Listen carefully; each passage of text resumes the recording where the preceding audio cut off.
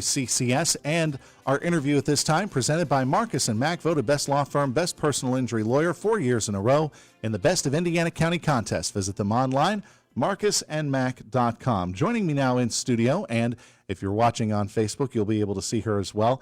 This is Rosemary Englestand from IEP's Lively Arts Department. How you doing, Rosemary? How's it going? I'm great. Good Thanks for having me, Josh. Good to have you here on the show because it's a big concert coming up this weekend. Some New Orleans jazz coming to Indiana County, but this is not just IEP University Band or the jazz band doing a slate of New Orleans style music. You've got some bona fide New Orleans jazz talent coming our way. I do. I'm super excited to promote Doreen Ketchens. She is a traditional jazz clarinetist from New Orleans. She's been playing in the French Quarter on the street almost every weekend for decades. And she is just an iconic traditional jazz clarinetist. So she is, if you go down to Bourbon Street in the French Quarter, you will see her. It's in some way at some point. Yeah, if you go down to Royal Street, you will hear her and her band, and I've always sought her out. Ever since I was a young clarinet player, 18 years old, my first trip to New Orleans, I heard her and was blown away. Wow, that's big. So this is an amazing talent that we're bringing up here. And it sounds like from what I was reading about her, she's been doing this just about as soon as they could stick a clarinet in her hand. Yeah. So talk about being able to bring somebody like this up here to work with IEP's jazz students. Sure. So we have a really great Distinguished Artist Guest Fund, the Ed Sims Fund, that allows us to bring just some really big name musicians, groups, artists. We recently had Seraph Brass. We've had Leonard Slotkin in the past. And this summer we were told we had a pretty good fund to bring someone up in the Woodwind area. And we were all like, we got to try to get Doreen up. she said yes. That's the big thing. Luckily, she had maybe 1 or 2 weekends in this year that worked out for us, and we just made it happen with the university band and the jazz ensemble playing with her. So as part of this visiting artist and scholar program, maybe you can tell us what she's going to be doing ahead of the concert. Is she going to get a chance to work with students one-on-one or in their groups and ensembles? Yeah, so tomorrow, she comes in tomorrow, and Friday morning she's going to do a class with all of the IUP students about how to get started in improvisation, because most of our students are classically trained, so there's a bit of hesitation about improvising and learning jazz. And she was a classically trained clarinetist, so she's going to share her process of getting started and how to listen and how to take those first steps in improvisation. And then she's going to rehearse with both groups, so she'll get some good quality time with the students, just sharing her art and her joy. To me, the art of improvisation, musically anyway, it's intimidating because I feel that in order to be able to improvise, you got to know a whole heck of a lot to be able to. You got to know the rules in order to break them when you do improvisation. Yeah, it's not simply just making stuff up. It's a lot of using your ear, listening. And she's devoted a lot of time to learning all the tunes.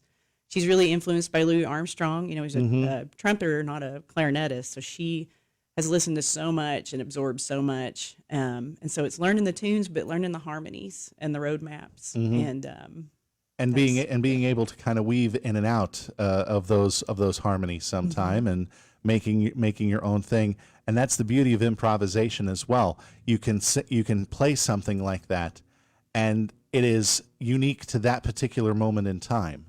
It cannot be duplicated, even if you record it and you play it back, and it's still note for note perfect. You can't get that rush again from something that's improvised. You know what I mean? Absolutely. It's a special moment in time. You mentioned Louis Armstrong being one of her major influences, and she is now, I think, kind of taking up the mantle of what Satchmo was. He was one of America's great ambassadors when it came to music and jazz itself. So she is now from her stomping grounds in New Orleans has taken her art all over the world. Absolutely. She's played for 4 presidents, I believe. She is referred to as the ambassador to New Orleans, and She just received an honorary doctorate a few years ago. So she's an active lady. I think she travels and tours almost every weekend out of the year. Wow. So we are lucky to get her. So Absolutely. when is the concert? The concert is Saturday, November 15th at 7:30 p.m. in Fisher Auditorium, and it is free, no tickets required. No tickets required. First come, first served on the seating. Yep. And if people want more information, they can go to the Lively Arts section of IUP's website. They can, and I encourage folks to look her up on YouTube and watch her and listen to her play. And Yes. the clarinet queen, pardon me, Doreen Ketchens, coming to IUP as part of the Dr. Edward R. Sims Distinguished Visiting Artist Scholar for Music series. So let's talk about this. You mentioned that the funding had come in for this. Is this an annual program then that with IUP that you're able to bring in somebody as renowned as Doreen? Yes, this really generous fund allows us to bring in artists every year. Sometimes we bring in several, or we might bring in one really big name, but it's a fund we use every year, and we're really fortunate to have it. So some of the other, maybe you can let our listeners know about some of the others that have come in to IUP under this program in the past.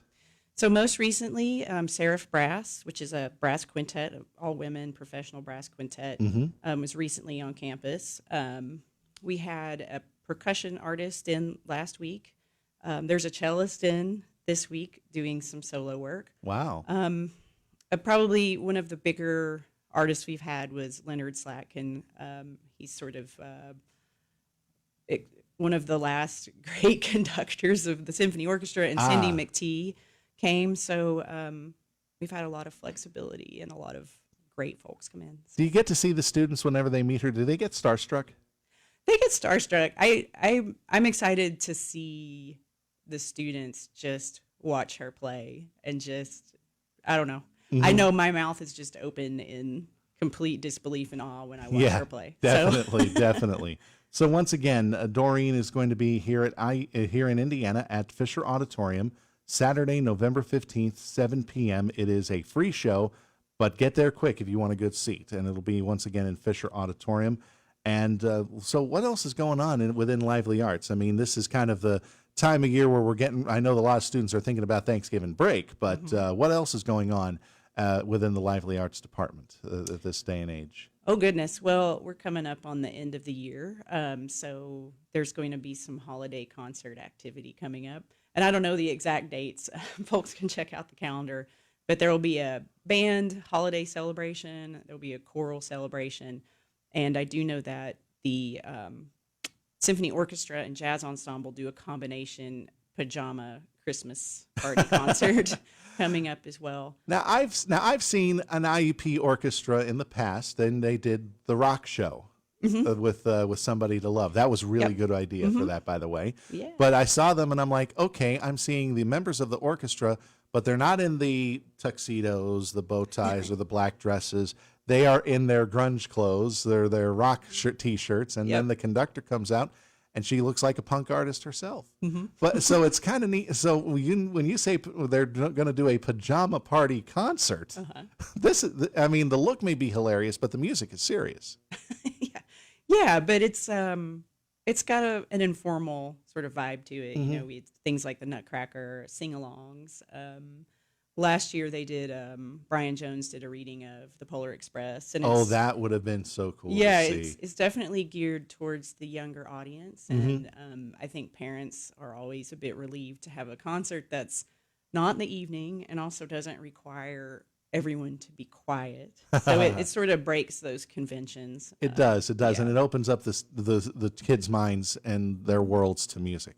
But once again, we'll say it. Doreen's New Orleans Jazz with IUP's University Band, the Jazz Band, Saturday, November 15th, 7:30, Fisher Auditorium. That's this Saturday if you want to head out.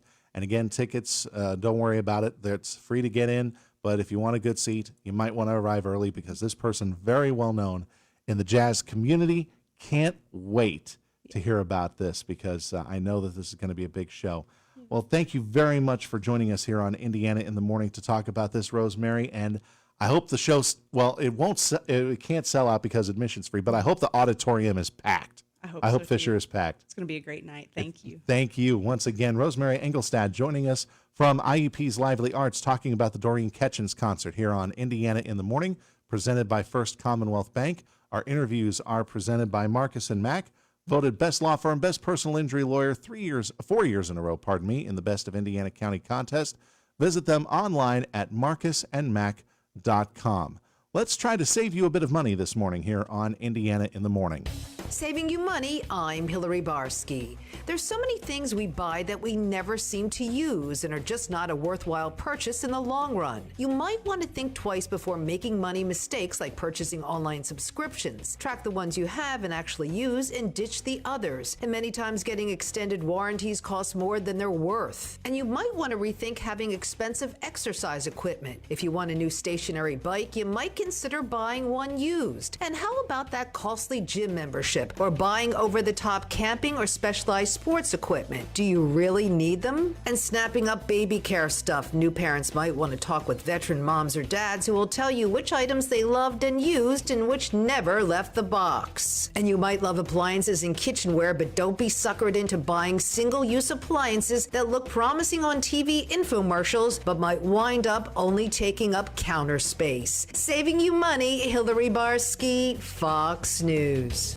Thank you, Hillary. Indiana in the Morning, presented by First Commonwealth Bank. Wow.